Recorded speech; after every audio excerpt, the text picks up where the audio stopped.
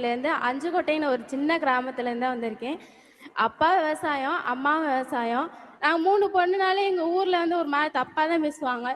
ஏன்னா 3 பொண்ணு எப்படி கல்யாணம் பண்ணி கொடுப்பெல்லாம் பேசியிருக்காங்க. நான் காலேஜ் போகும்போதெல்லாம் பேசியிருக்காங்க. ஆனால் நல்லா படிச்சு நல்ல நிலைமைக்கு வரணும்னு எங்க அம்மா அப்பாட்ட வாக்கு கொடுத்துருக்கோம். அதே மாதிரி எங்க அக்காவுக்கு இப்ப மேரேஜ் ஆக போறதுனால வீட்டுல இருக்காங்க, வேலை பார்க்க முடியல. இப்ப நான் ஒரு ஆளுதான் வேலை பார்த்து எங்க வீட்டுல குடும்பத்தை பார்த்துட்டு இருக்கேன். மழை பெஞ்சா கூட எங்க அப்பா தூங்க மாட்டாங்க, எந்திரிச்சுதான் உட்காந்துருப்பாங்க. ஏன்னா எப்ப வேணா வீடு இடிச்சு விழுவும்.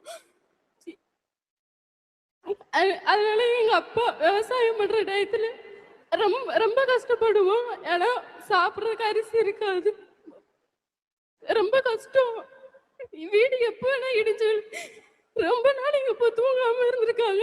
எங்க அப்பா உடம்பு வலியோட ரொம்ப நாள் தூங்காம இருந்திருக்காங்க. அதெல்லாம் எங்களுக்கு தெரியும். ஆனா நாங்க எங்க அப்பா முன்னாடி காட்டிக்கிறது இல்ல. பல நாள் காலையில 4 மணிக்கு போயிட்டு விடிய காலை 4 மணிக்கு போயிட்டு அவங்க வர்றதுக்கு நைட்டு 12 மணி 1 மணிலாம் ஆகும். உடம்பு ஒடியெல்லாம் தூங்கியிருக்காங்க.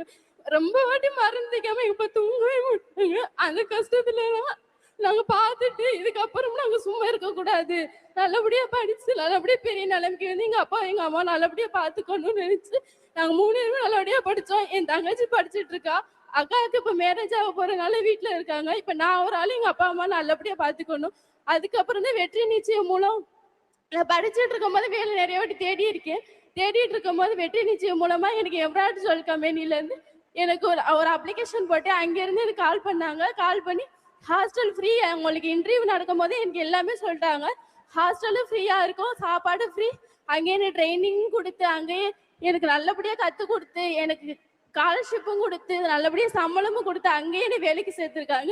எம்ப்ராய்டுக்கும் வெற்றி நிச்சயத்துக்கும் ரொம்ப மனமார்ந்த நன்றி சொல்லிக்கிறேன். இப்ப வேலையில இருக்கீங்க? இப்ப நான் வேலையில இருக்கேன். என் குடும்பத்தையும் நல்லா பாத்துக்கிறேன், நானும் நல்லா இருக்கேன். சூப்பர், வாழ்த்துக்கள்.